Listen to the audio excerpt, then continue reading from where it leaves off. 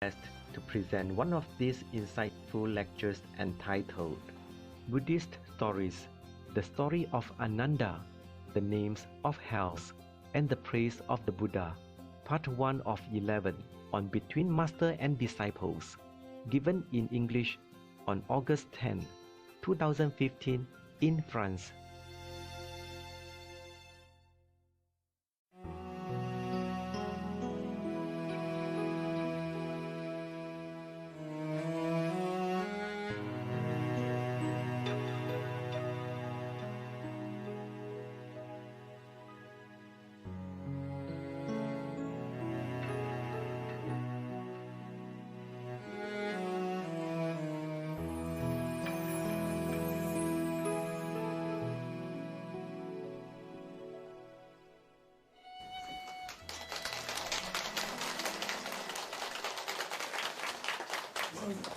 Xin chào.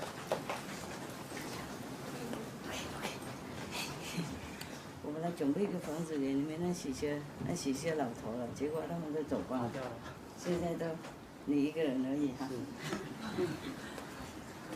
对不起。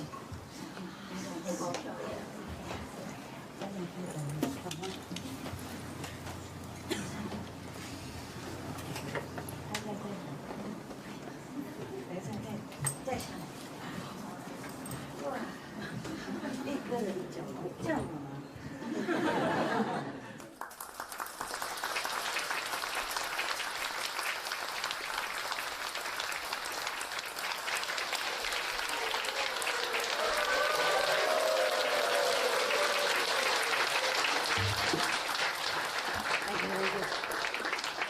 ？Thank you.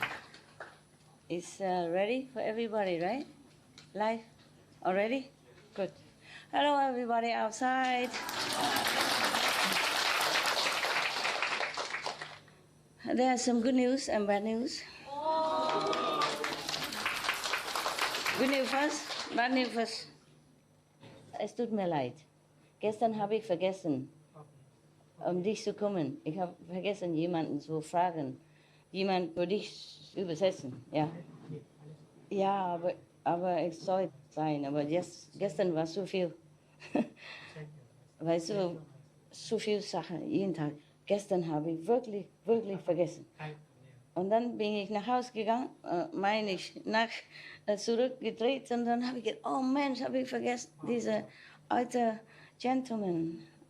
Es tut mir so leid. Okay. Alright. Ja, hast du viele Kinder? Kinder hast du? Ja. Wie viel? 3. 3? Ah, weißt du, wie sie dich vergessen macht, ne? Manchmal, so viele Kinder, vergisst du alles, weißt du? Ha? Sie lässt dich so beschäftigt, dass du... Sie haben zu tun. Ja, und dann hast du vergessen. Ich auch, ne? 4 Kinder, weißt du? Ja. Diese Kinder sind schlimmer als deine, ja.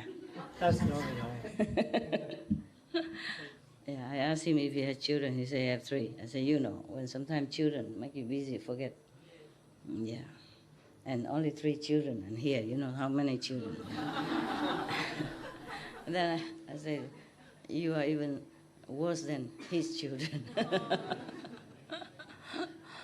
Demanding. Yeah. Okay, very good. Master, today you are the rainbow of love.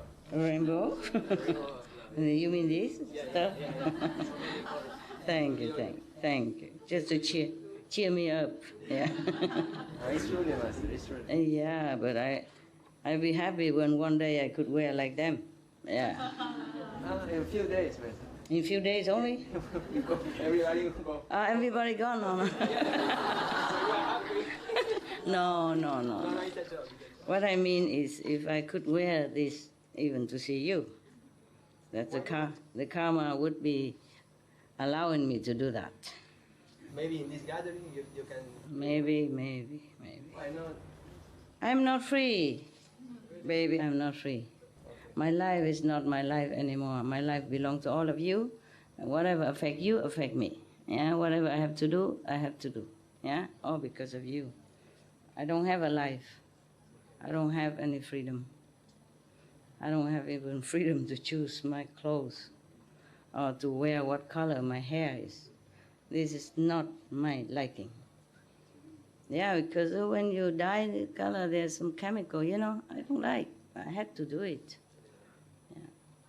I do as less as possible. It's just still, I don't have freedom, I tell you. I'm free, but I don't have freedom. Nope. Yep. Understand now? Yeah. Okay. It's not it's nuisance, but I don't mind too much. It's just that it's not like I choose to. Okay? Doesn't matter. It's a small thing. It's not a big sacrifice like Sakyamuni Buddha. They just want my hair, not my head. Thanks God. Huh? Okay? Okay. Do you want to know who Anand is? Yeah, Anand. The assistant of Buddha. Yeah. But do you know who he has been, who he was before that? You want to know? Yes.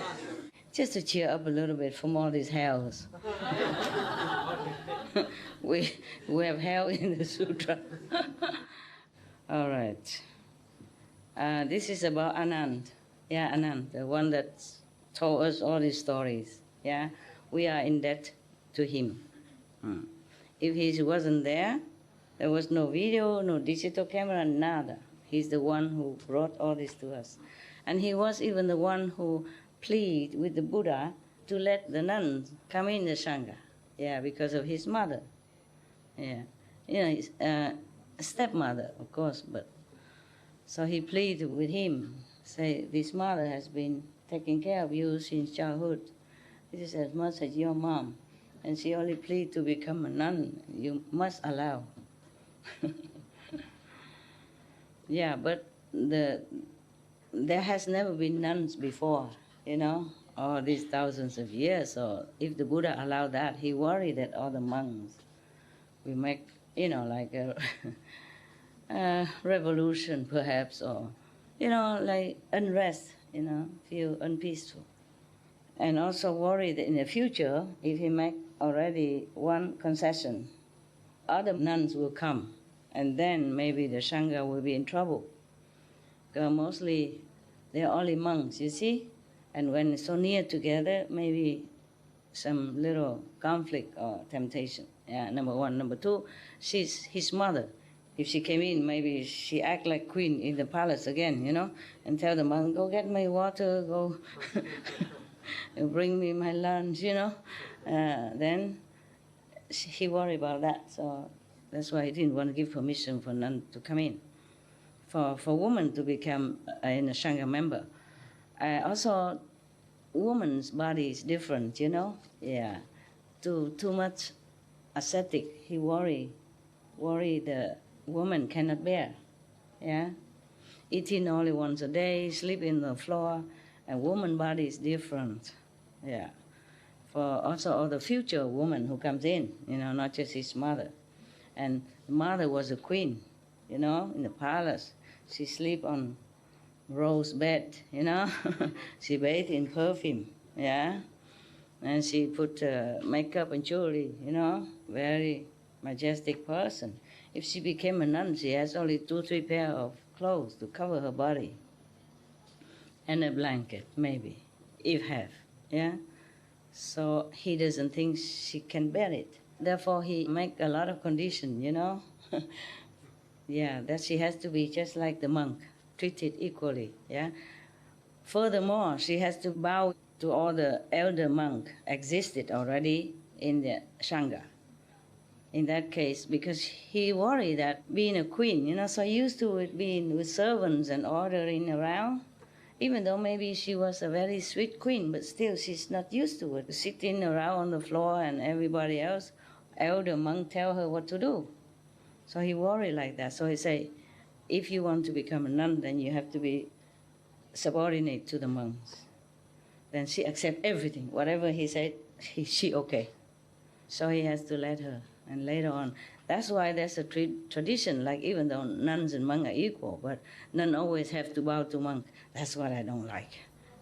My knees feel pain if I do it.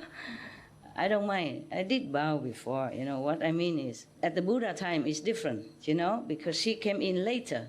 And other monks already been with him long time. So of course they are senior, then it's maybe okay. Number one. Number two, the Buddha want to chop the ego of the queen, and that's okay, yeah? But man and woman are equal to me. Some woman has more spiritual attainment than any other monk. You see what I mean? A layman or nun, same. A lay woman also sometimes has more attainment than monk. And nuns have sometimes more, virtue. So I don't think that tradition should continue, that's all, That's all. Doesn't matter. Before, I was still wearing a nun's robe, I stay sometimes in a temple. And afterward, I already came out and lecture because request. And I passed by and visit the temple again, and the abbot tell me, why don't you prostrate to me? So I prostrated to him, no problem. And I prostrate also to the new monk.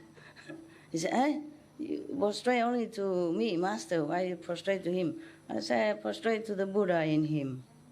It's the same as Buddha in you. That's the thing. What's the big deal with this body? You kneel down or you stand up? It's just a body, right? Just now I invited one of the Chinese to my hut. I give her a chair and she don't dare to sit. She was kind of nervous and kind of trembling a little bit. She said, no, I cannot dare sit like this. I just kneel. I said, no, don't kneel. It will hurt your knees. Because there's no cushion or nothing on my floor. And it's cement floor only. The road? There's nothing. Don't do that. This is only the body. You stand up or you kneel or you lay down. It's the same to me. It's just your body. So I know you respect me in your heart. And you show that. It's enough.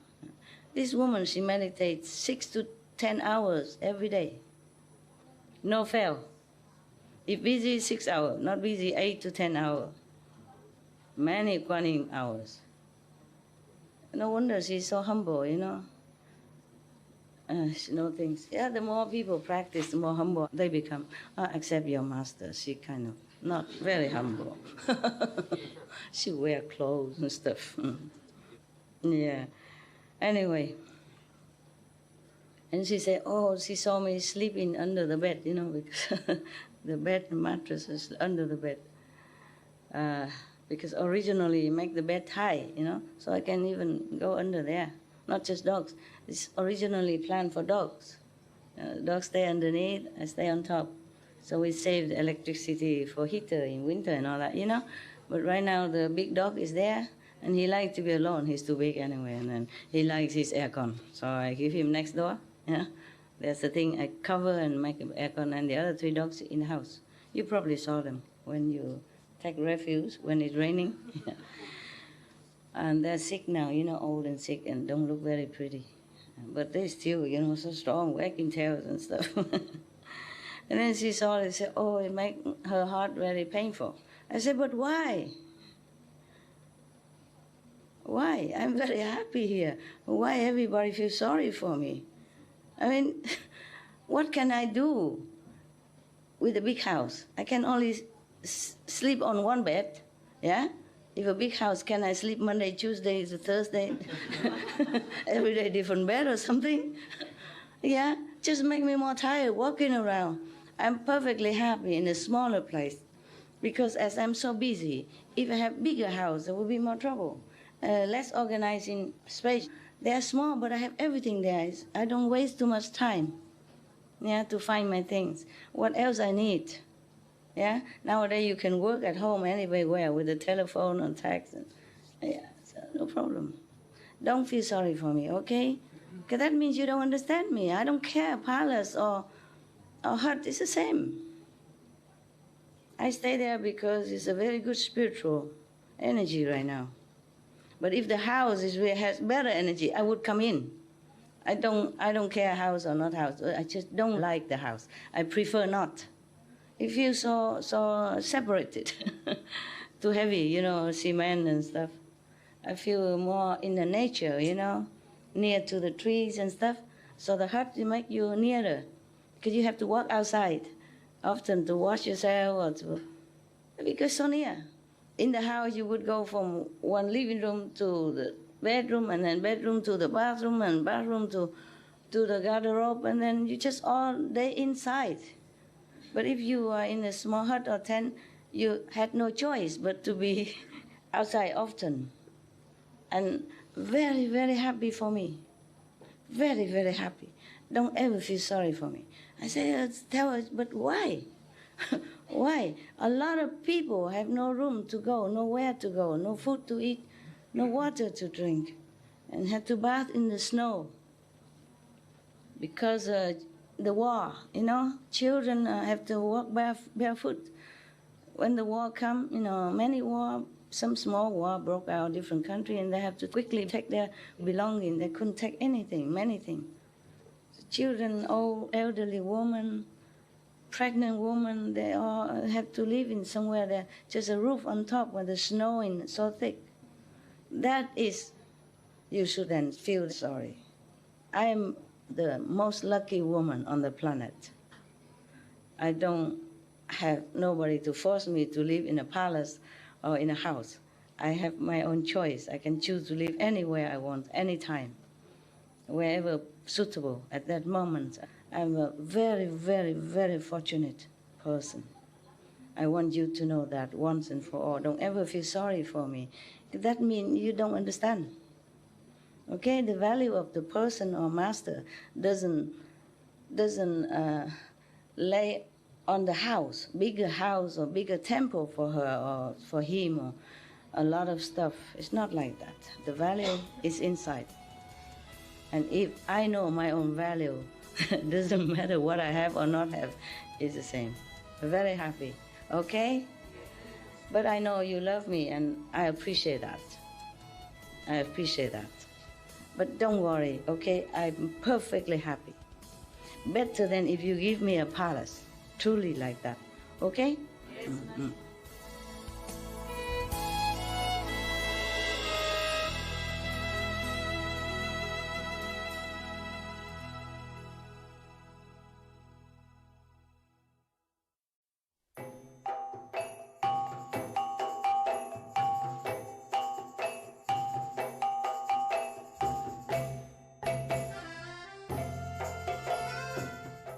Gentle viewers, thank you for joining us for today's program entitled Buddhist Stories, the Story of Ananda, the Names of Hells, and the Praise of the Buddha, Part 1 of 11, on Between Master and Disciples.